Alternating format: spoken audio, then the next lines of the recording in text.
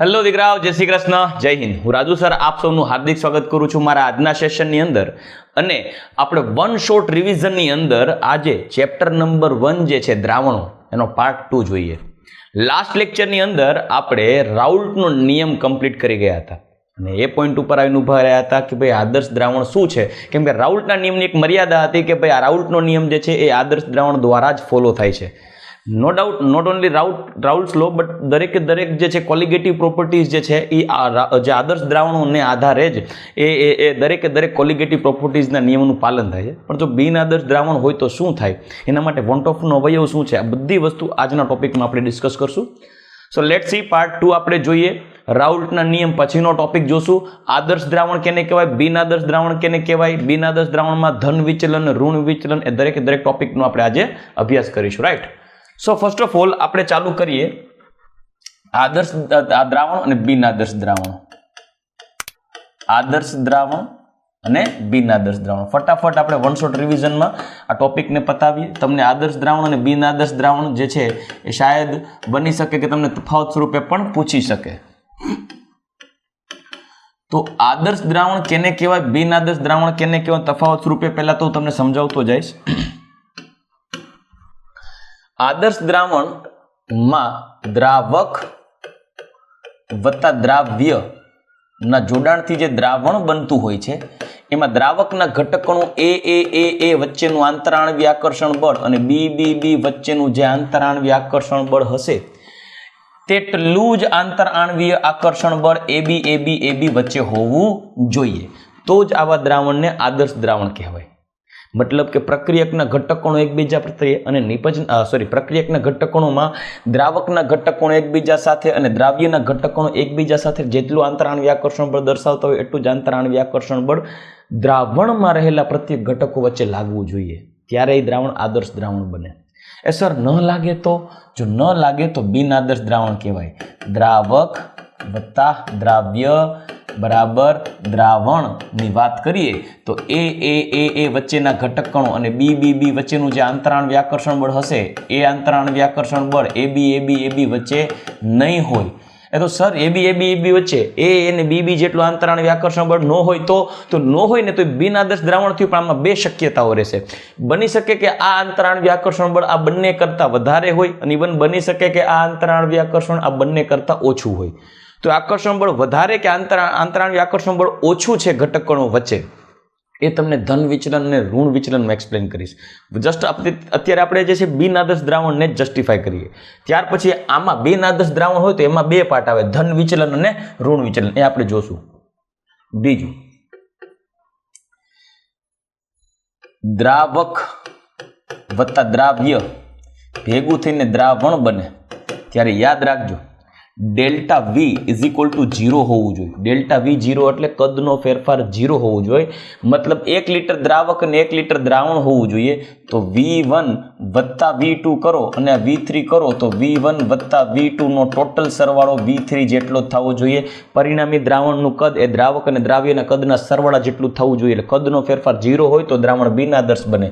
પણ જો delta V not equal to 0 હોય, ડેલ્ટા V મિક્સચર એટલે કે delta V solution is not equal to 0 હોય, એનો મતલબ એમ કે દ્રાવણ આદર્શ નથી બન્યું. મતલબ દ્રાવક અને દ્રાવ્યનો કદનો સરવાળો માનો 1 લીટર દ્રાવ્ય અને 1 લીટર દ્રાવક ભેગા કરીને 2 લીટર બનાવો તો બનતું પરિણામી દ્રાવણ એક્ઝેક્ટ 2 લીટર બને ને તો આદર્શ દ્રાવણ. પણ એક્ઝેક્ટ 2 લીટર બનવાને બદલે 2 લીટર કરતાં સેજ વધારે અથવા 2 લીટર કરતાં સેજ ઓછું દ્રાવણ બને તો સમજી લેવાનું બિન આદર્શ દ્રાવણ છે. એના પછી આપણે વાત કરીએ તો કે ભાઈ delta H mixing greater than 0, delta H mixing equal to 0 હોવું જોઈએ. મતલબ કે દ્રાવણની અંદર દ્રાવક અને દ્રાવ્ય ભેગા થઈને દ્રાવણ બને ત્યારે દ્રાવક અને દ્રાવણમાં રૂપાંતર થાય ત્યારે પરિણામી બનતા દ્રાવણમાં ઉર્જાનો ફેરફાર 0 થવો જોઈએ. ઉર્જા અચળ રહેવી જોઈએ. મતલબ આ પ્રક્રિયા ન તો ઉષ્મા શોષક હોવી જોઈએ, ના ઉષ્મા ક્ષેપક હોવી જોઈએ. એટલે delta H mixing is equal to 0. પણ જો delta H mixing is not equal to 0 થાય તો આને બિન આદર્શ દ્રાવણ કહેવાય. મતલબ આ જે છે ને આમાં બે શક્યતા હોઈ શકે, either delta V less than 0 હોઈ શકે or delta V greater than 0 હોઈ શકે. આમાં પણ બે શક્યતા, either delta H less than 0 ઉષ્માક્ષેપક હોઈ શકે or delta H greater than 0 ઉષ્મા શોષક પણ હોઈ શકે. બરાબર, જેમ આમાં પણ બે શક્યતા હોઈ શકે, is equal to not is not equal to છે તો ગ્રેટર દેન એબી હોઈ શકે ઓર લેસ દેન એબી પણ હોઈ શકે. ઇવન જો આદર્શ દ્રાવણ હોય ને તો પી કુલ બરાબર PA પ્લસ PB ઓરેલ્સ બરાબર P0A XA plus P0B XB હોવું જોઈએ.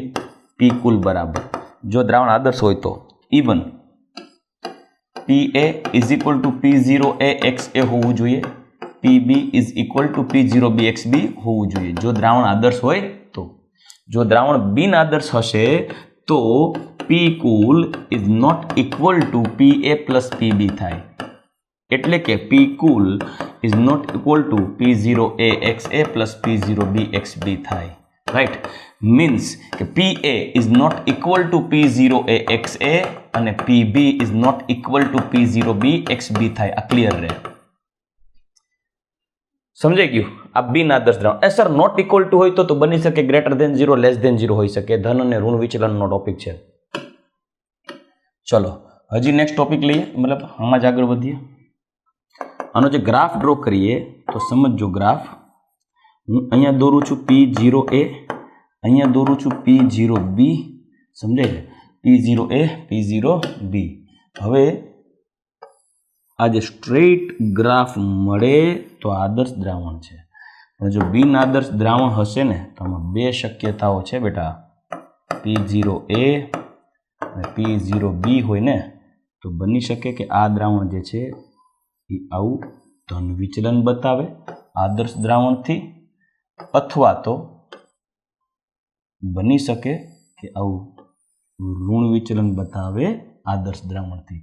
આ પોઝિટિવ ડેવિએશન વિચલન કહેવાય, ધન વિચલન, અને આને ઋણ વિચલન કહી શકાય. આ P0A P0B. હું આને આદર્શ દ્રાવણ સાથે કમ્પેર કરાવું તો તમને વધારે ખ્યાલ આવશે કે આ ધન વિચલન અને ઋણ વિચલન કેવી રીતે. જો આદર્શ દ્રાવણ જે છે ને એ આવું હોય એમ સુરેખ, આ આદર્શ દ્રાવણ છે તો આદર્શ દ્રાવણ કરતા બાષ્પ દબાણ ઊંચું ગયું તો આને ધન વિચલન. આ જોશો તો આ સીધું જે છે ને સ્ટ્રેટ હોય ને એ આદર્શ દ્રાવણ માટે હોય. તો આદર્શ દ્રાવણ કરતા બિન આદર્શ દ્રાવણમાં બાષ્પ દબાણ નીચું છે તો આ ઋણ વિચલન, તો આને બિન આદર્શ દ્રાવણ કહેવાય. રાઉલ્ટનો નિયમ છે કે આના પછી ઉત્કલન બિંદુ ઉન્નયન કે ઠાર બિંદુ અવનયનનો ટોપિક જોશું. આ બંનેની અંદર આદર્શ દ્રાવણને જ આ નિયમો પાલન કરે, બિન આદર્શ દ્રાવણ માટે તમારે જે વોન્ટ ઓફ ફેક્ટરનો ટોપિક યુઝ કરવો પડશે, પણ એ લાસ્ટમાં જોશું આપણે ચેપ્ટરના. ચલો નેક્સ્ટ, હવે બિન આદર્શ દ્રાવણનો અને આદર્શ દ્રાવણ તફાવત જોઈ ગયો. બિન આદર્શ દ્રાવણમાં બે ટાઈપ હોય. બિન આદર્શ દ્રાવણ જે હોય ને દીકરાઓ એમાં પણ બે કેટેગરી હોય. એક જે છે એ પોઝિટિવ ડેવિએશન હોય, ધન વિચલન ધરાવતા બિન આદર્શ દ્રાવણો, અને બીજા હોય ઋણ વિચલન ધરાવતા બિન આદર્શ દ્રાવણો. તો કયા દ્રાવણોમાં પોઝિટિવ ડેવિએશન આવે દોસ્ત? તો જે દ્રાવણો માટે A અને B વચ્ચેના આંતરાણવી આકર્ષણ બળ કરતા AB વચ્ચેના આકર્ષણ બળ નબળા હોય. ક્લિયર? A અને B કરતા AB વચ્ચેના આંતરાણવી આકર્ષણ બળ નબળા હોય તો એનો મતલબ એ ધન વિચલન બતાવે. વોલેટાઇલિટી આદર્શ દ્રાવણ કરતા વધી જશે. આમાં આંતરાણવી આકર્ષણ બળ નબળા છે, મતલબ તમારે દ્રાવકના ઘટકોને તોડવા વધારે ઉર્જા આપવી પડે. દ્રાવકના ઘટકોનો સમજો, દ્રાવક અને દ્રાવ્યના ઘટકોને તોડવા વધારે ઉર્જા આપવી પડે, કેમ કે આંતરાણવી આકર્ષણ બળ પ્રબળ છે. આ બિન આંતરાણવી આકર્ષણ બળ પ્રબળ છે અને તોડવા વધારે ઉર્જા આપવી પડે. જ્યારે આ બને તો આ તો નિર્બળ આકર્ષણ બળ છે, આ એટલી બધી ઉર્જા નહીં આપે. મતલબ અહીંયા તોડવા 100 કિલોજૂલ ઉર્જા તમે વાપરેલી છે, અહીંયા બંધ બને છે તો 10 કિલોજૂલ આપે છે, તો તમારે ઓવરઓલ 90 કિલોજૂલ તો આપવી પડશે. મતલબ આ પ્રક્રિયા ઉષ્મા ક્ષેપક છે. So delta H mixture is greater than 0 થશે. રાઈટ? ઉષ્મા શોષક છે, ઉષ્મા શોષક છે, ઉર્જા આપવી પડે છે. Next, delta V mix. So you can see દ્રાવક અને દ્રાવ્યના ઘટકોનો કરતા દ્રાવણના ઘટકોમાં આંતરાણવી આકર્ષણ બળ નબળું છે. દ્રાવક અને દ્રાવ્યના આકર્ષણ બળ કરતા દ્રાવણમાં આકર્ષણ બળ ઓછું છે, નબળું છે, આકર્ષણ બળ ઓછું હોય તો ઘટકોને એકબીજાથી દૂર રહે, પરિણામે એક્સપેક્ટેડ વોલ્યુમ હોય એના કરતાં વધી જાય, માટે ડેલ્ટા વી મિક્સચર પણ ગ્રેટર ધેન 0 થશે, કદ વધે દ્રાવણનું. ઇવન મેં કીધું ને કે બાષ્પશીલતા જે છે એ બાષ્પશીલતા વધી જશે, તો PA is greater than P0A XA થઈ જશે, right. PB is greater than P0B XB થઈ જશે, which is the positive deviation from the Raoult's law, મતલબ કે આઈડિયલ સોલ્યુશનના ધ્યાનમાં લઈએ તો. Even P cool is greater than P0A XA plus P0B XB થઈ જશે, રાઈટ. તો હવે આના માટે હું જો ગ્રાફ ડ્રો કરવા જાઉં, સાંભળજો, ગ્રાફ ડ્રો કરવા જાઉં તો એ ગ્રાફ કાંઈક ધન વિચલન માટે આવો દોરી શકાય. રેડી, અહીંયા હું P0A કરી નાખું છું, અહીંયા હું P0B કરી નાખું છું. જો મારી પાસે આદર્શ દ્રાવણ હોય તો આદર્શ દ્રાવણ માટે પહેલાં આવું બતાવું છું. આદર્શ દ્રાવણ માટે છે.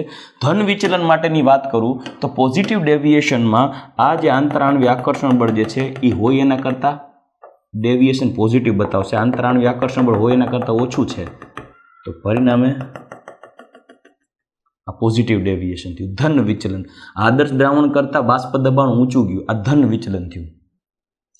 અને એક્ઝામ્પલ્સ લઈએ ભાઈ, ધન વિચલન કોણ બતાવે તો જો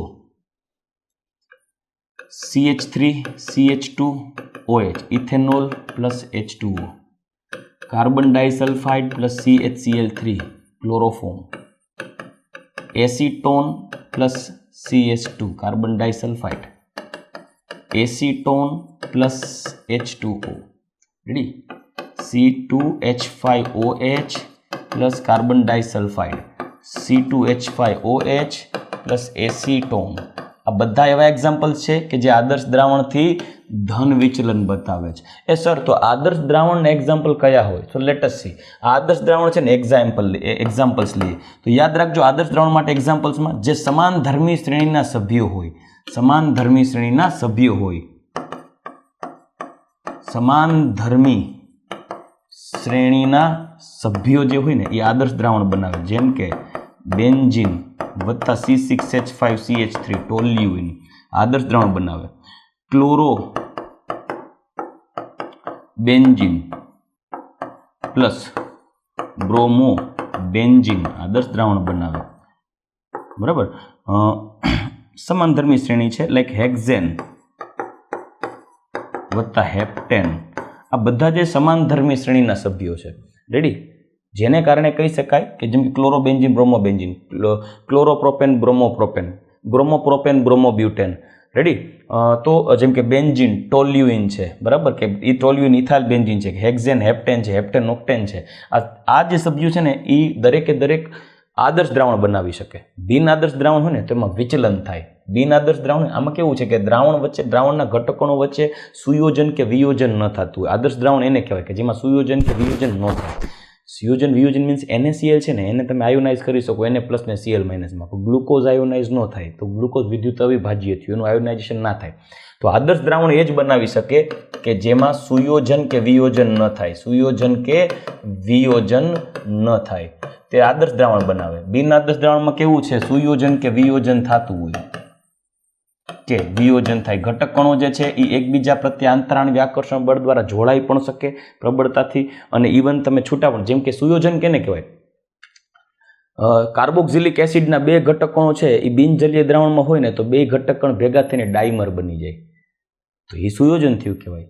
હવે એ જ વસ્તુ NaCl ને પાણીમાં નાખો તો Na+ ને Cl- છૂટા પડી જાય, એને વિયોજન થયું કહેવાય. જો દ્રાવણ આદર્શ બનતા હોય ને, જેમ કે આ બને છે ને, તો આમાં એવી કોઈ ઘટના સુયોજન કે વિયોજનની નહીં થાય. પણ બિન આદર્શ દ્રાવણમાં સુયોજન ને વિયોજન થાય. તો બિન આદર્શ દ્રાવણમાં જે ધન વિચલન હોય એના એક્ઝામ્પલ્સ આપ્યા છે. ઋણ વિચલનની વાત કરીએ બેટા, તો ઋણ વિચલન જે છે એ કોણ બતાવે? તો ઋણ વિચલનમાં આંતરાણ્વીય આકર્ષણ બળની વાત કરીએ ને તો A અને B વચ્ચેનું જે આંતરાણ્વીય આકર્ષણ બળ હોય ને એના કરતાં AB વચ્ચે તાકાતવાળું આંતરાણ્વીય આકર્ષણ બળ હોય. મતલબ ઘટકનો પ્રબળતાથી જોડાઈ ગયા છે, જોરદાર. મતલબ અહીંયા તો જબરજસ્ત એનર્જી પ્રોડ્યુસ થશે, બંધ બને તો ઉર્જા ઉત્પન્ન થાય. અને આ આંતરાણ્વીય આકર્ષણ બળ પ્રક્રિયક સાઈડ ઓછા છે, મતલબ એ નબળા બંધ ધરાવતા હશે. તો અહીંયા તમારે 100 કિલો જૂલ ઉર્જા આપવી પડી છે ને, તો અહીંયા તમને 200 કિલો જૂલ મળી જશે. 100 આપો છો 200 મળી જશે, તો ઓવરઓલ તમને 100 કિલો જૂલ પ્રોફિટમાં મળી ને, તો પ્રક્રિયા ઉષ્માક્ષેપક થઈ. અને ઉષ્માક્ષેપક પ્રક્રિયા હોય તો delta H mixing less than 0 થઈ જશે. શું થઈ જશે? Less than 0. હવે જુઓ ડેલ્ટા વી મિક્સિંગ. હવે પ્રક્રિયામાં દ્રાવકના ઘટક અને દ્રાવ્યના ઘટક જ્યારે ઇન્ડિવિજ્યુઅલ હતા ત્યારે આંતરાણિક આકર્ષણ બળ હતા, એના કરતાં દ્રાવણમાં આંતરાણિક આકર્ષણ બળ પ્રબળ થઈ ગયું. દ્રાવણમાં આંતરાણિક આકર્ષણ બળ પ્રબળ થયું એટલે ઘટકો એકબીજાને એકદમ નજીક આવી ગયા છે, તો કદ ઘટી જશે. સો લેસ ધેન 0 થઈ જશે, કદ ઘટે. આંતરાણિક આકર્ષણ બળ પ્રબળ થઈ ગયા, ઘટકોનો એકબીજાને તાકાતથી આકર્ષી લે છે, મતલબ ઘટકોનું ઇઝીલી ઇવોપરેશન નહીં થાય. ઘટકોનું ઇઝીલી ઇવોપરેશન ન થતું હોય તો વિચારો પી કુલ જે છે એ less than P0A XA plus P0B XB, મતલબ આદર્શ દ્રાવણ કરતાં ઓછું બાષ્પ દબાણ થઈ જશે, કેમ કે આદર્શ દ્રાવણ કરતાં ઉડી જવાની લાક્ષણિકતા ઓછી છે, આંતરાણિક આકર્ષણ બળ પ્રબળ છે. PA less than P0A XA બની જાય, PB less than P0B XB બની જાય. બરાબર. તો હું આવા જે દ્રાવણો છે એનો હું તમને માનું કે ગ્રાફ ડ્રો કરવા જાઉં તો એનો ગ્રાફ કંઈક આવું બનવો જોઈએ.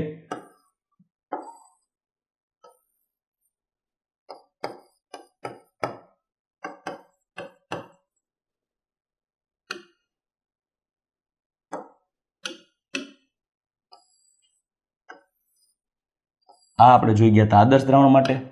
હવે આમાં જે ધન વિચલન જોવાનું છે, ઋણ વિચલન, તો આ જે છે ને નીચે તરફ ગ્રાફ વળે.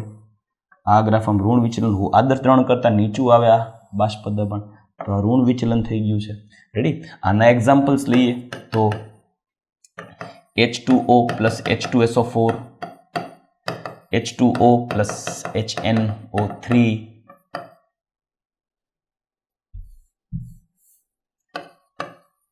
એનિલીન plus acetone, even acetone plus CHCl3, chloroform et cetera.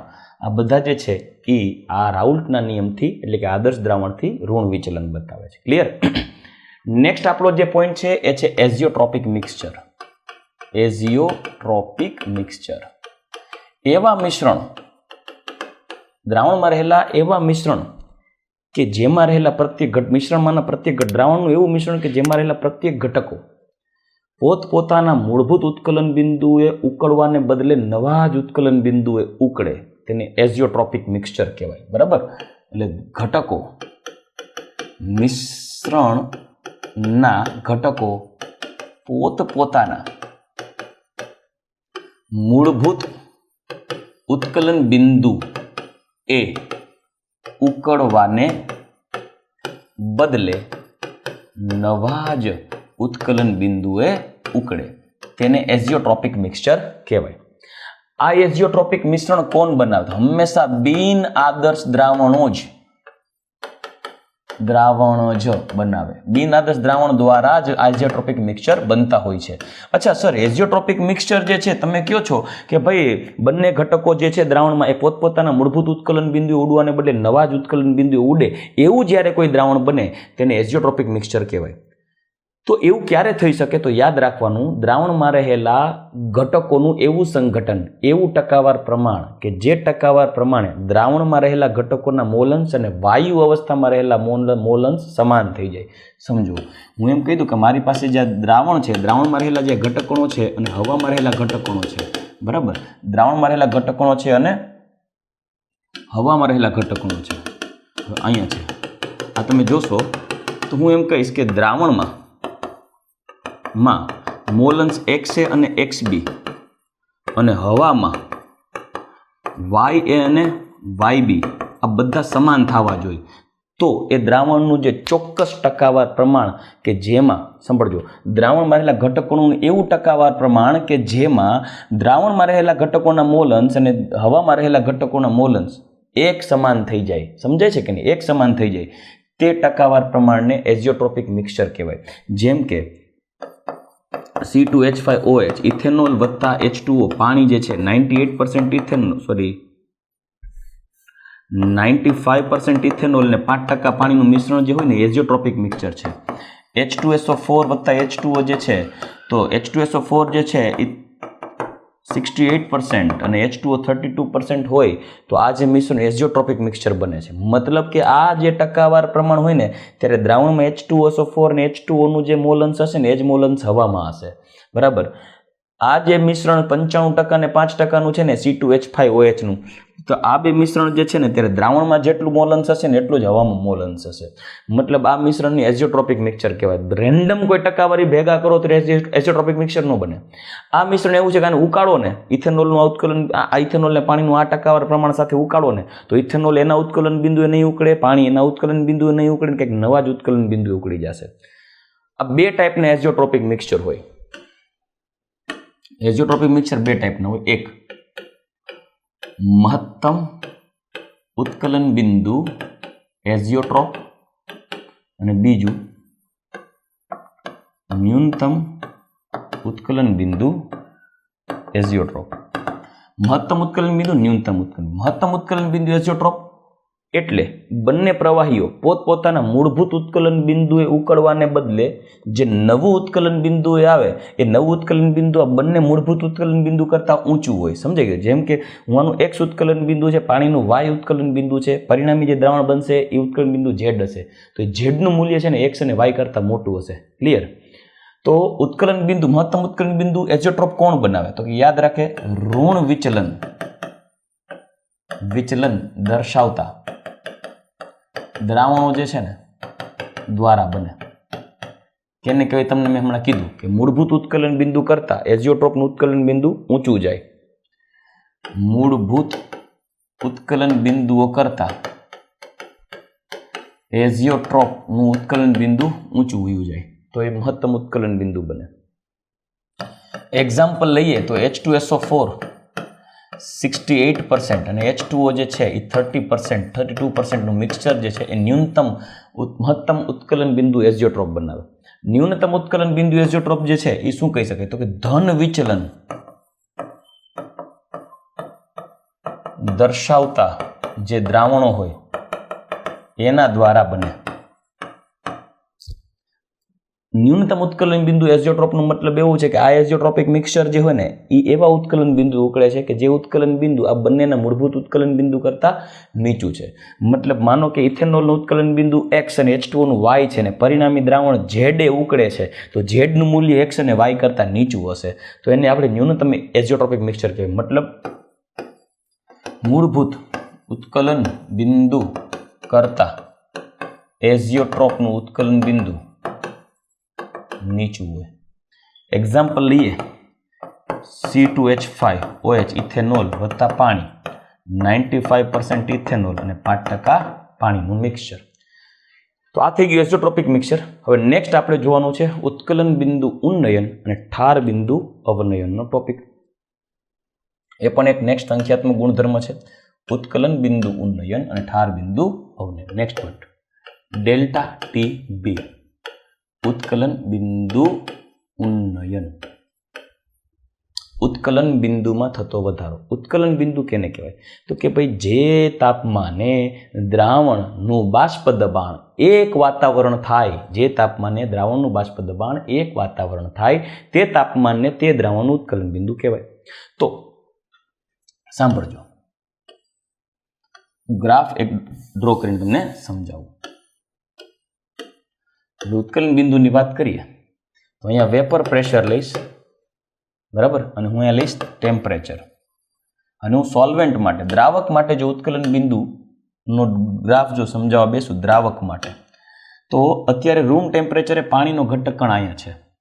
હવે હું કરું છું પાણીનું ટેમ્પરેચર હાઈ લઈ જાઉં તો એનું વેપર પ્રેશર હાઈ લઈ જાય અને જશે હું અહીંયા સુધી આવું છું. અહીંયા જે છે એ 1 atm લખેલું છે તો અહીંયા પાણીનું ઉત્કલન બિંદુ છે ને, અહીંયા 1 એટમોસ્ફિયરિક પ્રેશર આવશે ને ત્યારે પાણીનું ઉત્કલન બિંદુ જે છે એને કહીશ T0B, which is called 373.15 kelvin.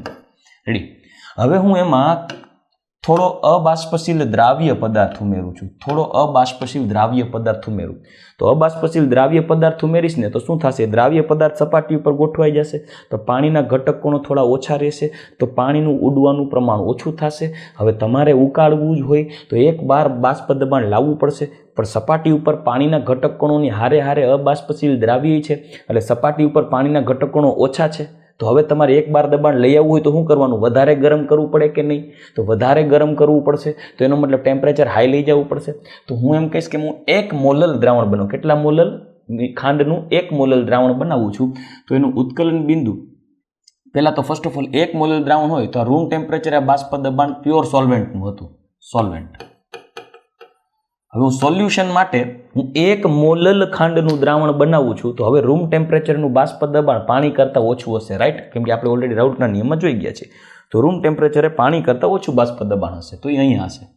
હવે આપણે એને ગરમ કરવાની શરૂઆત કરીએ. આ ટેમ્પરેચર આવી ગયું કે જે ટેમ્પરેચર પાણીનું બાષ્પ દબાણ 1 બાર હતું, પણ ખાંડના દ્રાવણનું નહીં થાય. તો હજી ગરમ કરો. અહીંયા આવી ગયા. રેડી. તો આ જે છે એ થઈ ગયું TB. This is TB. આ ઉત્કલન બિંદુનો વધારો થયો, which is called delta TB. તો ડેલ્ટા TB ઉત્કલન બિંદુ કેટલું વધશે, રાઈટ? કેટલું વધશે એ તો આધાર રાખે છે તમે કેટલા મોલલ દ્રાવણ બનાવ્યું. તમે વધારે ખાંડ નાખી હોત તો ઉત્કલન બિંદુ હજી વધત આમ. રેડી. તો એનો મતલબ ગ્રાફ થોડું નીચેથી સ્ટાર્ટ થાત. માની લો કે તમે 2 મોલલ દ્રાવણ બનાવ્યું. ચાલો ને, કેટલા મોલલ? 2 મોલલ. તો આ વખતે બાષ્પ દબાણ હજી નીચું જાત તો ઉત્કલન બિંદુ હજી હાઈ જતું રહેત ને. ડેલ્ટા TB ઓર વધારે થશે. એનો મતલબ એમ delta TB directly proportional to m હોય તો proportionality constant delta TB is equal to KB into m થશે. આને કહેવાય મોલલ ઉન્નયન અચળાંક. કેના ઉપર આધાર રાખે? તો કે દ્રાવક ના સ્વભાવ પર આધાર રાખે.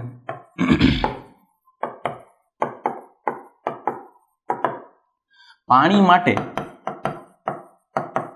KB ની વેલ્યુ જે છે 0.52 કેલ્વિન કિલોગ્રામ મોલ ઇન્વર્સ. યાદ રાખજો, આ K નો એકમ ખાસ યાદ રાખવાનો છે. MCQમાં આવી શકે. કદાચ દાખલાઓમાં તમને 0.52 જે છે એ કદાચ વેલ્યુ આપી હોય, ન આપી હોય તો પાણી માટે યાદ રાખશું KB ની વેલ્યુ. પણ આ કેલ્વિન કિલોગ્રામ મોલ ઇન્વર્સ એનો એકમ ખાસ યાદ રાખવાનું છે, ભૂલાય નહીં. તો delta TB is equal to KB into m, જે KB મોલલ ઉન્નયન અચળાંક છે, દ્રાવકના સ્વભાવ ઉપર આધાર રાખે, જેને ક્રાયોસ્કોપિક કોન્સ્ટન્ટ પણ કહી શકાય. ઓકે. તો પણ મોલાલિટી એટલે તો દ્રાવ્યનું વજન. મોલાલિટીનો મિનિંગ એવો થાય, મોલાલિટી બરાબર દ્રાવ્યનું વજન ના છેદમાં અણુભાર ગુણ્યા દ્રાવકનો વજન. જો એ ગ્રામમાં લેશો તો ઉપર લઈ લેવાનું 1000. That's it. એ મોલાલિટીની વેલ્યુ મૂકી દો. તો delta TB is equal to KB into W2 into 1000 upon M2 into W1. That's it. આ ડેલ્ટા TB ની વેલ્યુ થઈ ગઈ. ટેકનિકલી ડેલ્ટા TB ઉપરથી TB જોતું હોય તો આમાં મોટી વેલ્યુ કેની છે? આમ વેલ્યુ વધે છે તો TB મોટું છે કે નહીં? તો TB માઇનસ T0B. આ દ્રાવણનું ઉત્કલન બિંદુ અને આ દ્રાવકનું ઉત્કલન બિંદુ. હવે તમને બધા ડેટા આપ્યા હોય ને એમ કીધું અજ્ઞાત પદાર્થ કયો છે, તેનું આણ્વિક દળ જોતું હોય M2 ને સૂત્રનો કરતા બનાવી શકો. ઇવન KB ની વેલ્યુ ક્યાંથી મળે? તો KB ની વેલ્યુ જોતી હોય તો M of solvent into R into T0B square upon 1000 into delta H vaporization. Ready. આને આધારે તમે KB ની વેલ્યુ પણ મેળવી શકો. તો આ થઈ ગયું ઉત્કલન બિંદુ ઉન્નયન. આને રિલેટેડ તમારી પાસે ટેક્સ્ટબુકમાં ઘણા દાખલાઓ છે, you can solve it. Next એના પછી આપણે વાત કરીએ ડેલ્ટા TF, ઠાર બિંદુ અવનયન. ડેલ્ટા TF ઠાર બિંદુ અવનયન. ચલો, અવનયન, સોરી. હવે આને હું તમને ગ્રાફ થકી જ સમજાવીશ તો વધારે ક્લિયરલી સમજી શકશો. હું અહીંયા લખીશ વેપર પ્રેશર, અહીંયા લખું ટેમ્પરેચર 0, બરાબર. તો ટેમ્પરેચર જે છે એ આમ જાવ ઘટે, પ્રેશર આમ જાવ ઘટે. હવે હું સોલ્વેન્ટ માટે હું સ્ટાર્ટ કરું છું. તો સોલ્વેન્ટ માટે અહીંયા અત્યારે કરન્ટલી અહીંયા vapour pressure initially room temperature ઉપર આટલું છે. હવે સોલ્વેન્ટનું ઠંડુ પાડું તો વેપર પ્રેશર ઘટતું જશે. શું કરવાનું? કેમ કે ઠંડુ પાડો ને તો ઘટકોનું નજીક આવે, બાષ્પશીલતા ઘટી જાય તો વેપર પ્રેશર ઘટી જાય. સોલ્વેન્ટ માટે અહીંયા લિક્વિડ ફેઝ છે, અહીંયા જે છે ને ઇક્વિલિબ્રિયમ ફેઝ આવે છે લિક્વિડ અને સોલિડ માટે. વળી કેવું થશે? ઘન થઈ જશે. અને અહીંયા ઘન થઈ ગયા પછી ઠાર બિંદુ મતલબ વેપર પ્રેશર કોન્સ્ટન્ટ ડમ્પ થયું. મતલબ અહીંયા સુધી લિક્વિડ હતું, અહીંયા છે સોલિડ, તો અહીંયા લિક્વિડ અને સોલિડ વચ્ચે ઇક્વિલિબ્રિયમ એસ્ટાબ્લિશ થઈ ગયું. લિક્વિડ અને સોલિડ વચ્ચે ઇક્વિલિબ્રિયમ એસ્ટાબ્લિશ થઈ ગયું. એનો મતલબ એમ આપ જોઈ શકો છો આ એરિયામાં જે બાષ્પ દબાણ છે ને આ એરિયામાં જે બાષ્પ દબાણ છે ને આટલા એરિયામાં એ જે છે એ સોલ્વેન્ટના લિક્વિડ ફેઝનું બાષ્પ દબાણ. આ એરિયામાં જે નીચેની બાજુ છે ને એ સોલ્વેન્ટના સોલિડ ફેઝનું બાષ્પ દબાણ છે. પણ આ બાષ્પ દબાણ એવું આવ્યું કે જે બાષ્પ દબાણ લિક્વિડ અને સોલિડનું વેપર પ્રેશર સેમ થઈ ગયું. તો ત્યારે જે ટેમ્પરેચર આવે ને એને કહેવાય T0F, ઠાર બિંદુ. મતલબ ડેફિનેશન થઈ ગઈ, જે તાપમાને કોઈ પણ પ્રવાહી અને ઘન અવસ્થામાં જે તાપમાને કોઈ પણ પ્રવાહી અને ઘન અવસ્થામાં બાષ્પ દબાણ સમાન થાય તે તાપમાનને તેનું ઠાર બિંદુ કહેવાય. હવે માનો કે હું આની અંદર ઠાર બિંદુ મેઝરમેન્ટ કરવા માટે હું સોલ્વેન્ટનો સહારો લઈશ, મતલબ સોલ્વેન્ટનો આપણે યુઝ કરીએ છીએ, તો સોલ્વેન્ટ માટે મળી ગયું છે. હવે એમાં હું 1 મોલલ ખાંડનું દ્રાવણ બનાવું. કેટલા મોલલ? 1 મોલલ. 1 મોલલ ખાંડનું દ્રાવણ બનાવશો, રૂમ ટેમ્પરેચરનું બાષ્પ દબાણ નીચું જશે. તો બાષ્પ દબાણ નીચું જાય. આ સોલ્વેન્ટનું પ્યોર સોલ્વેન્ટનું બાષ્પ દબાણ અહીંયા હતું, તો દ્રાવણનું બાષ્પ દબાણ અહીંયા થઈ જશે. હવેનું બાષ્પ દબાણ ઘટે તો જે બાષ્પ દબાણે દ્રાવક ઠરવા માંડ્યું હતું, પણ અહીંયા તો સરફેસ ઉપર જે ખાંડના ઘટકોનો છે એ પાણીના ઘટકોને જોડાતા રોકશે. એનો મતલબ હજી બાષ્પ દબાણ જે છે હજી ટૂંકમાં ટેમ્પરેચર ઘટાડવું પડશે સોલિડિફાઈડ કરવા માટે. તો એક અહીંયા ટેમ્પરેચર એવું આવશે કે ત્યારે તેનું ઘન અને પ્રવાહી વચ્ચે ઇક્વિલિબ્રિયમ એસ્ટાબ્લિશ થાય ને પછી ડમ્પ થઈ જાય વેપર પ્રેશર. તો અહીંયા લિક્વિડ છે સોલ્યુશન, અહીંયા સોલિડ છે, તો અહીંયા ઇક્વિલિબ્રિયમ એસ્ટાબ્લિશ થઈ ગયું. તો આ જે ટેમ્પરેચર આવે છે, આ ટેમ્પરેચર એનું TF કહી શકીશ. તો you can C T0F, delta TF difference શું છે, મતલબ ઠાર બિંદુનો ફેરફાર શું આવ્યો ભાઈબંધ?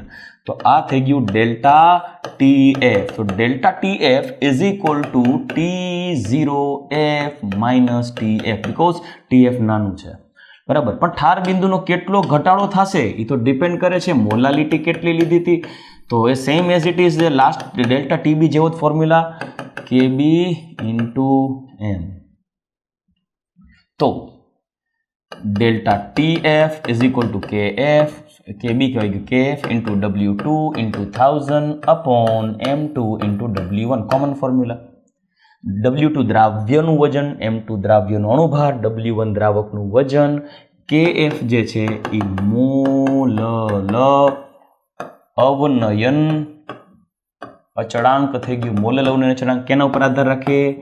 દ્રાવકના સ્વભાવ પર આધાર રાખે. સેમ એઝ ઇટ ઇઝ પાણી માટે ફોર H2O KF ની વેલ્યુ છે 1.86 kelvin kilogram mole inverse, kelvin kilogram mole inverse. Okay, કેબીના ફોર્મ્યુલા, KF ફોર્મ્યુલા માટેની જે છે સૂત્ર જેમ આપણે જોઈ ગયા, M આણ્વીય દળ દ્રાવકનું ઇન્ટુ R વાયુ અચળાંક into T0F square freezing point દ્રાવકના ફ્રીઝિંગ પોઈન્ટનો square upon 1000 into delta H fusion એટલે ગલન એન્થાલ્પી. રેડી? ચલો ડન. નેક્સ્ટ જે છે લાસ્ટ જે કોલિગેટિવ પ્રોપર્ટીઝનો જે આપણે ઉલ્લેખ કરીએ તો છેલ્લી કોલિગેટિવ પ્રોપર્ટી છે અને એ છે અભિસરણ દબાણ. ઓસ્મોટિક પ્રેશર પાય. અભિસરણ દબાણ કેને કહેવાય? સિમ્પલ. પહેલા તો અભિસરણની ઘટના માટે જરૂર લખીશ કે અભિસરણ તો કે હંમેશા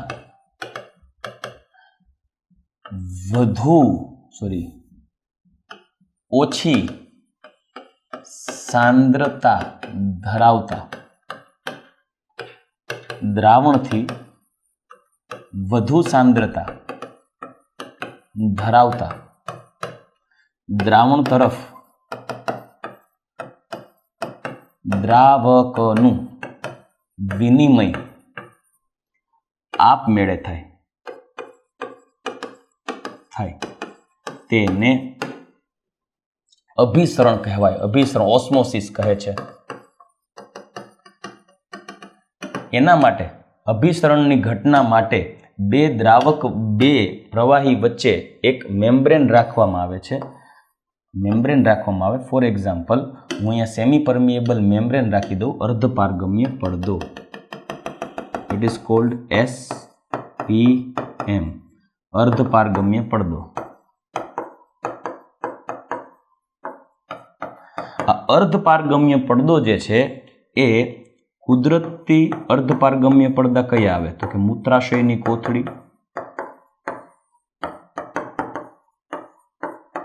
સ્કિન એટલે કે ચામડી, આ બધા સેમી પરમિએબલ મેમ્બ્રેન્સમાં આવે. પણ કુદરતી કૃત્રિમ જે છે એ સેલોફેન પેપર,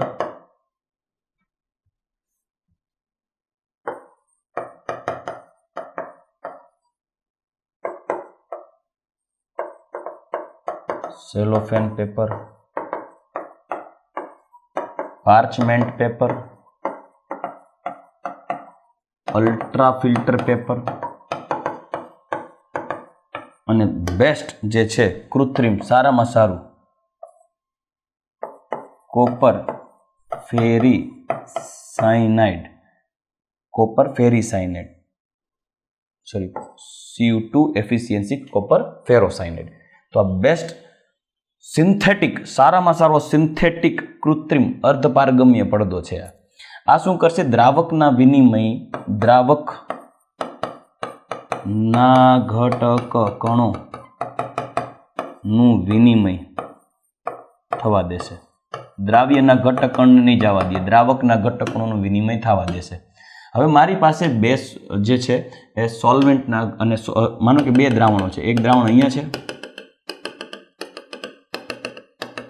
અને બીજું દ્રાવણ જે છે તેની ઓપોઝિટ સાઈડમાં આપણે ડ્રો કરીએ. બીજું દ્રાવણ અહીંયા છે. માનો કે આ 0.2 મોલર CuSO4 છે અને અહીંયા 0.1 મોલર CuSO4 છે. સો નાવ યુ કેન સી આ જે છે ને એ મંદ દ્રાવણ થયું અને આ જે છે એ સાંદ્ર દ્રાવણ થયું. તો અભિસરણ એવું કહે છે કે દ્રાવકના વિનિમય, દ્રાવક જે છે એ મંદથી સાંદ્ર બાજુ આપમેળે થશે. આ ઘટનાને અભિસરણ કહે છે. જ્યાં સુધી બંનેની સાંદ્રતા સમાન નહીં થઈ જાય ત્યાં સુધી અભિસરણની ઘટના ચાલુ રહેશે. જ્યારે બંને દ્રાવણની સાંદ્રતા સમાન થઈ જશે, આ 1.5 મોલર આ 1.5 મોલર, ત્યારે અભિસરણની ઘટના સંતુલન અવસ્થા પ્રાપ્ત કરશે. મતલબ કે જ્યાં સુધી સાંદ્રતા સમાન ન થાય ત્યાં સુધી અભિસરણ થતું રહે. તો હવે મુદ્દો એ છે અભિસરણ દબાણ, ઓસ્મોટિક પ્રેશર. કેમ કે આપણો મેઇન કોન્સેપ્ટ ઓસ્મોટિક પ્રેશરનો છે. અભિસરણ દબાણ કેને કહેવાય? તો પહેલા અહીંયા લખું અભિસરણ દબાણ, દબાણ પાઈ. એ જ એકચ્યુઅલી આપણો મેઇન કોન્સેપ્ટ છે, સંખ્યાત્મક ગુણધર્મ. અભિસરણની ઘટનાને અટકાવવા માટે સાંદ્ર દ્રાવણ ઉપર લગાડવું પડતું બાહ્ય દબાણ ને તે દ્રાવણનું અભિસરણ દબાણ કહેવાય. આ ધ્યાનમાં રહે. અભિસરણની ઘટનાને અટકાવવા માટે, અભિસરણની ઘટનાને અટકાવવા સાંદ્ર દ્રાવણ પર આપવું પડતું બાહ્ય દબાણ હું કે અભિસરણ દબાણ પાય. હું આ જ એક્ઝામ્પલ તમને જે છે એવું જ એક્ઝામ્પલ હું નેક્સ્ટ પાછું સમજાવું કે માની લો કે મારી પાસે આ દ્રાવણ છે, અર્ધપારગમ્ય પડદો છે, અહીંયા મંદ દ્રાવણ છે અને અહીંયા સાંદ્ર દ્રાવણ છે. બરાબર કે નહીં? હવે જોઈએ કે ભાઈ અભિસરણની ઘટના જે છે, અહીંયા જે દ્રાવણ જે છે અહીંયા છે, અભિસરણની ઘટના આ બાજુ થતી રહે છે, ઓસ્મોસિસ. તો પ્રેશર સાથે આમ દ્રાવકના ઘટકણો જાતા હશે પ્રેશર સાથે. મારે અભિસરણની ઘટના થવા જ નથી દેવી ભાઈ, હુક યા ક્રૂક, મારે આને રોકવી છે ભાઈ, જે થાય આપણે રોકવાનું થાય છે આને. તો હવે શું કરીશું? અભિસરણની ઘટના અટકાવવા માટે આપણે બહારથી એક્સ્ટ્રા પ્રેશર એપ્લાય કરીએ, પ્રેશર પાઈ એક્સ્ટ્રા એપ્લાય કરીએ, જેથી કરી શું થશે? તમે અભિસરણની ઘટનાને રોકી અને ઇક્વિલિબ્રિયમ સ્ટેટ એસ્ટાબ્લિશ કરશો. આમ હામો ધક્કો મારશો, અહીંયા તમે દબાણ આપશો એટલે દબાણથી શું થશે? દ્રાવકના ઘટકો રિવર્સ ડાયરેક્શનમાં ભાગવા માંડશે. જ્યારે બંનેમાં એટલું દ્રાવણ આપો કે અભિસરણ ધીમે ધીમે કેવું થશે? તમે દ્રાવણ આપો છો તો દ્રાવકના ઘટકોનો જાતા રહેશે, પણ જેમ દબાણ વધારશો એમ દ્રાવકના ઘટકોનો ધીરે ધીરે ધીરે ધીરે ઓછા થશે. પછી એક સમય એવો આવશે કે હા ઓછા થશે, હજી દબાણ આપો પછી દ્રાવકનું વિનિમય અટકી જાય છે. ઇટ મીન્સ કે it will produce the equilibrium state between two liquids. બે વચ્ચે અભિસરણની ઘટનામાં બે વચ્ચે સંતુલન સ્થપાઈ જશે ત્યારે અભિસરણની ઘટના જ નહીં થાય. તો એ જે અભિસરણની ઘટનાને બેલેન્સ કરવા માટે જે બહારથી જે તમારે પ્રેશર આપવું પડે છે આને કહેવાય અભિસરણ દબાણ, ઓસ્મોટિક પ્રેશર. અભિસરણ દબાણ પાઈ જે છે એ દ્રાવણની સાંદ્રતાના સમપ્રમાણમાં હોય. જેટલું દ્રાવણ સાંદ્ર હશે એટલું અભિસરણ વધુ થશે, જેટલું અભિસરણ વધુ થશે એટલું અભિસરણને રોકવા માટે દબાણ જાજુ આપવું પડે. સાંદ્રતા C જે છે ને ડાયરેક્ટલી પ્રોપોર્શનલ ટુ N હોય, ઇન્વર્સલી પ્રોપોર્શનલ ટુ V હોય, બરાબર કે નહીં? તો એના આધારે એમ કહી શકીએ કે પાઈ જે છે એ directly proportional to concentration C, પણ C એટલે N ઇન્ટુ V છે. બીજું, તાપમાનના સંદર્ભે વાત કરીએ તો જો હું આ દ્રાવણને ગરમ કરું, સાંભળજો, દ્રાવણને ગરમ કરી, સાંદ્ર દ્રાવણને ગરમ કરીશ તો પાણીના અણુ ઉડી જાય. પાણીના અણુ ઉડી જતા હોય તો એનો મતલબ દ્રાવણની સાંદ્રતા વધતી જશે, તો અભિસરણની ઘટના ઉલટાનો ફ્લો પકડશે. કેમ ગરમ કરશો પાણી ઉડી જાય, દ્રાવક ઉડી જાય તો સાંદ્રતા વધે, સાંદ્રતા વધે તો દ્રાવકનો ફ્લો વધે. તમારે રોકવું જ છે તો ઉપર દબાણ વધારે આપવું પડે કે નહીં? આ શું રિપ્રેઝન્ટ કરે? તાપમાન વધે તો અભિસરણ દબાણ જાજુ આપવું પડે. તો પાઈ પ્રપોર્શનલ ટુ ટી જે ચાર્લ્સના નિયમને ફોલો કરે. પરિણામે આપ જોઈ શકો pi proportional to C, pi proportional to T. તો pi proportional to C into T. સપ્રમાણતા અચળાંક મૂકીએ pi is equal to C R T. C એટલે સાંદ્રતા, આર વાયુ અચળાંક, ટી ટેમ્પરેચર. સી બરાબર N into V upon V થાય. તો pi is equal to N R T by V. તો pi V is equal to N R T. આ અભિસરણ દબાણ શોધવા માટેનું સૂત્ર થયું. પણ આપણે જાણીએ છીએ mole is equal to W by M, વજનના છેદમાં અણુભાર. તો pi is equal to W R T ના છેદમાં એમ ઇન્ટુ વી. રેડી? તો આ થઈ ગયું અભિસરણ દબાણ પાઈ. હવે આપણે એના પછી પોઈન્ટ સમજવાનું છે આઇસોટોનિક, હાઇપરટોનિક, હાઇપોટોનિક. એટલે કે આઇસોટોનિક સોલ્યુશન જેને કહેવાય સમ અભિસારી. અભિસારી પછી હોય હાઇપરટોનિક એટલે કે અતિ અભિસારી. આ મોસ્ટ ઇમ્પોર્ટન્ટ ટોપિક છે. અને એક જોવાનું છે હાઇપોટોનિક એટલે કે અલ્પ અભિસારી. તો ફર્સ્ટ ઓફ ઓલ આઇસોટોનિક કેને કહેવાય? તો કે જે દ્રાવણના અભિસરણ દબાણ સમાન હોય એટલે અભિસરણની ઘટના સંતુલન હોય તેને સમઅભિસારી કહેવાય. જેમાં અભિસરણ દબાણ કેવા હોય? સમાન હોય તેને સમઅભિસારી કહેવાય. ફોર એન એક્ઝામ્પલ, 0.90% NaCl નું દ્રાવણ અને એનું પાઈ અને રક્તકણ નું અભિસરણ દબાણ પાઈ બંને સમાન છે માનવ રુધિરમાં. પણ જે દ્રાવણનું અભિસરણ દબાણ અન્ય દ્રાવણ કરતા વધારે હોય તો તે વધારે અભિસરણ ધરાવતા દ્રાવણને અતિ અભિસારી એટલે કે હાઇપરટોનિક કહેવાય. વધુ સાંદ્રતા ધરાવતા દ્રાવણના અભિસરણ દબાણ અન્ય કરતા વધુ હોય જેને હાઇપરટોનિક અતિ અભિસારી કહે છે. તો એનું એક એક્ઝામ્પલ. અચ્છા, હાઇપોટોનિક કેને કહેવાય? તો કે મંદ દ્રાવણ ને સાંદ્ર દ્રાવણ ની સાપેક્ષે અલ્પ અભિસારી એટલે કે હાઇપોટોનિક કહેવાય. ફોર એક્ઝામ્પલ, એક્ઝામ્પલથી વધારે તમને ક્લિયર કરાવી શકું. જો આપણે શું કીધું, આ જે છે એ આઇસોટોનિક છે, તો હું એમ કહી શકું 0.80% NaCl જે છે તો આ જે છે ને એ અલ્પ અભિસારી કહેવાય. કેના કરતા? તો કે રુધિર કરતા. અને 0.99% NaCl હોય તો આ શું કહેવાય? અતિ અભિસારી હોય. કેના કરતા? રુધિર કરતા. બીજા શબ્દમાં આ અતિ અભિસારી છે તો અહીંયા રુધિર અલ્પ અભિસારી થયું, હાઇપોટોનિક. અહીંયા NaCl અલ્પ અભિસારી છે તો રુધિર જે છે એ હાઇપરટોનિક થયું. તો અતિ અભિસારી, અલ્પ અભિસારી, હાઇપોટોનિક અને સમ અભિસારી. આના એપ્લિકેશન શું છે? તો કે ભાઈ પિકલ્સ, અથાણાની બનાવટની અંદર, ઇવન જે શાકભાજી છે એ શાકભાજી જે છે એના પર પાણીનો છંટકાવ કરે તો એ જે છે એકદમ પ્રફુલ્લિત રહે. સ્કિન જે છે તો સ્કિનની અંદર સતત મોઇશ્ચરના કોન્ટેક્ટમાં રહેશે તો સ્કિન સેલ્સ જે વધી જશે. બીજી વસ્તુ, માનો કે હાથમાં ચેકો પડી ગયો છે તો એના ઉપર મીઠું લાગે તો જે એની અંદર જે બ્લડ સેલ્સ છે એના ઉપર મીઠું લાગે તો એ એક્ઝોઓસ્મોસિસની ઘટનાથી બ્લડ સેલનું પાણી બહાર નીકળી જશે, બહિરાશ્રુતિ થાય, રક્તકણો સંકોચાઈ જશે, પ્રોસ્ટાગ્લેન્ડિન દ્રવ્ય ઉત્પન્ન થાય જેનાથી બળતરા થાય.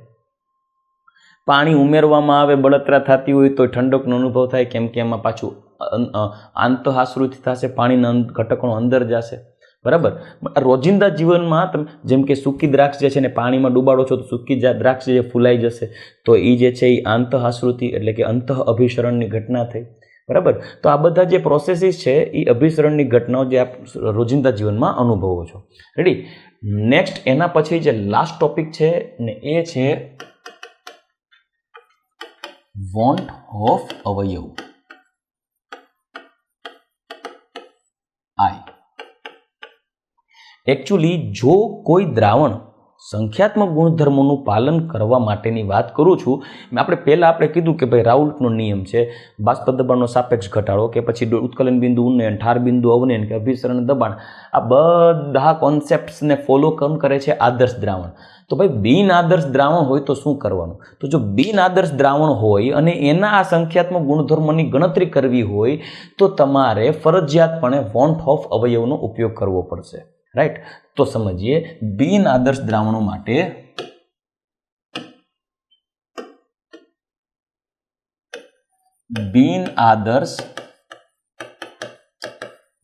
માટે સંખ્યાત્મક ગુણધર્મો ની ગણતરી કરવા વોન્ટ ઓફ અવયવનો ઉપયોગ કરવો પડે. તો ફોર્મ્યુલા, તો યસ, ફોર્મ્યુલા ચેન્જ થઈ જશે. આખા ચેપ્ટરમાં જે ફોર્મ્યુલા વાપરીને હવે ફોર્મ્યુલા ચેન્જ કરો અને આવી રીતે તમારે લખવાનું થશે. સોરી,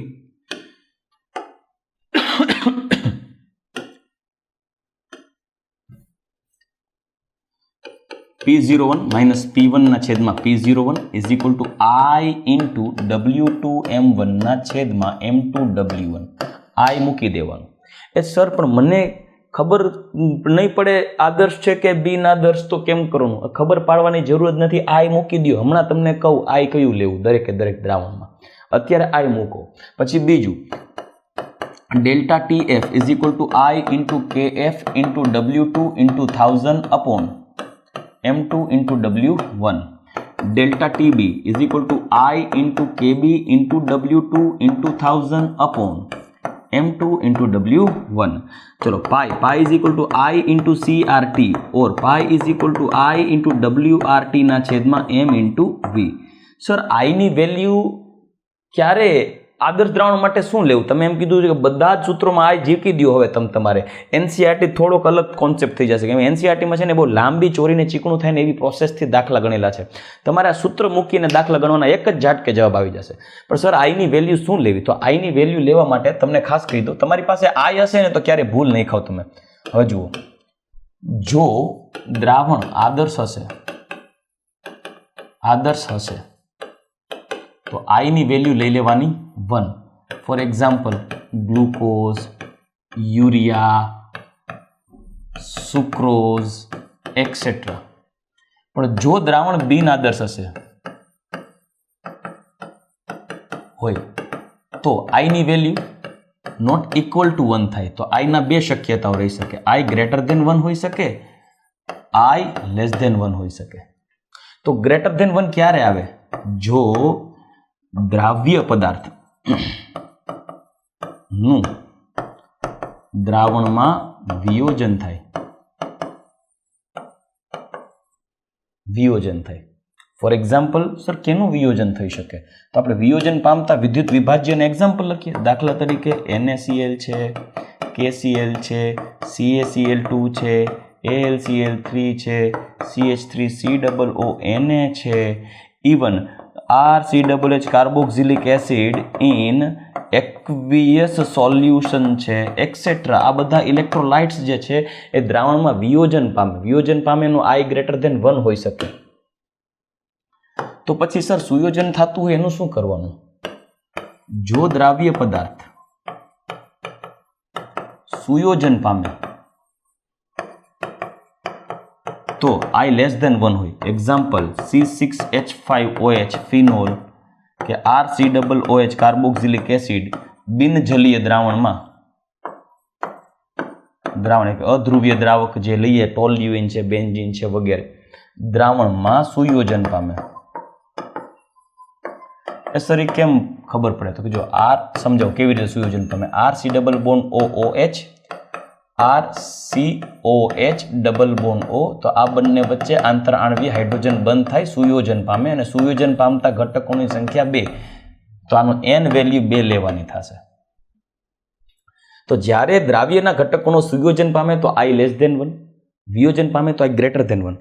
તમને કોઈ ડેટા આપેલા છે કે ભાઈ દ્રાવ્યના ઘટકોનો વિયોજન પામે છે ત્યારનું આણ્વીય દળ અને વિયોજન પામ્યા પહેલાનું આણ્વીય દળ. તો પહેલાનું આણ્વીય દળને સૈદ્ધાંતિક કહેવાય, વિયોજન પામ્યા પછીનું આણ્વીય દળ પ્રાયોગિક કહેવાય.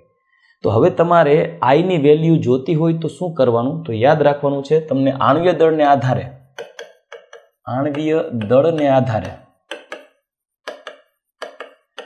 I નું મૂલ્ય, વોન્ટ ઓફ નું મૂલ્ય જોતું હોય તો I ઇઝ ઇક્વલ ટુ સૈદ્ધાંતિક આણ્વીય દળ ના છેદમાં પ્રાયોગિક આણ્વીય દળ. આ તમે લઈ શકો, સૈદ્ધાંતિક આણ્વીય દળના છેદમાં પ્રાયોગિક આણ્વીય દળ. બીજું, આ બધા જ સંખ્યાત્મક ગુણધર્મો જોઈ ગયા. બધા જ આ સંખ્યાત્મક ગુણધર્મ છે, બાષ્પ દબાણનો સાપેક્ષ ઘટાડો, ડેલ્ટા TF, ડેલ્ટા TB પાઈ, આ બધા જ સંખ્યાત્મક ગુણધર્મો જુઓ આણ્વીય દળના વ્યસ્ત પ્રમાણમાં છે. તો આણ્વીય દળ અને સંખ્યાત્મક ગુણધર્મ વ્યસ્ત પ્રમાણમાં હોય તો આણ્વીય દળને બદલે સંખ્યાત્મક ગુણધર્મને આધારે I જોતું હોય તો સૈદ્ધાંતિક આણ્વીય દળના છેદમાં પ્રાયોગિક આણ્વીય દળ. તો સંખ્યાત્મક ગુણધર્મ ઊંધું લખાય, પ્રાયોગિક સંખ્યાત્મક ગુણધર્મના છેદમાં સૈદ્ધાંતિક સંખ્યાત્મક ગુણધર્મ. એને આધારે પણ તમને પાઈની વેલ્યુ મળે. પણ મોસ્ટ પ્રોબેબલી જ્યાં સુધી મારું માનવું છે તમારે આ રીતે પાઈની વેલ્યુ, આઈની વેલ્યુ નહીં ગણવી પડે. તમારે ડાયરેક્ટલી આ ફોર્મ્યુલાઝમાં ડેટા આપ્યા હોય ને ડેટા ઉપરથી આઈની વેલ્યુ મળી જશે. ઇવન આ ડેટા ઉપરથી ન મળે એમ હોય અને એને બદલે તમારે આઈ ગોતવાનો છે અને ડેલ્ટા TF ગોતવાનો છે, તો આઈ ગોતવાનો અને ડેલ્ટા TF ગોતવાનું વજન કંઈ છે નહીં, તો મતલબ આણ્વીય દળ. તો તમારે એના માટે છે ને આપેલું હશે દ્રાવ્ય પદાર્થનું સુયોજન કે વિયોજન થયું તો કેટલું થયું. તો સુયોજનને આધારે અને વિયોજનને આધારે સુયોજન અંશ થતું હોય તે મુજબ સુયોજન અંશ હું x કહું, x તો x is equal two 1 - I into n/n-1, જ્યાં n બરાબર સુયોજન પામતા ઘટક કણોની સંખ્યા. રેડી? અને જો વિયોજન અંશ માગે, વિયોજન અંશ તેનો આલ્ફા કહીશ તો alpha is equal two I-1/n-1, જે n ઇઝ ઇક્વલ ટુ વિયોજન પામતા ઘટક કણો.